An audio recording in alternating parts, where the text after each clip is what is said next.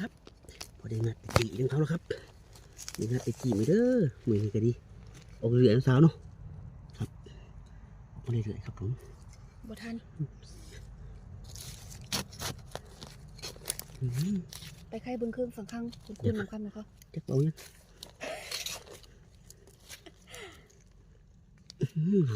ขาด เร็ว เนาะ ๆนะ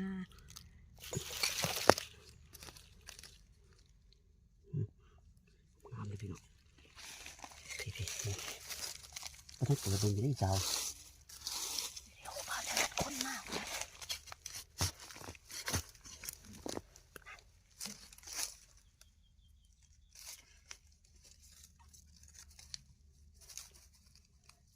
กินตัวฝ่าด้วยพี่น้อง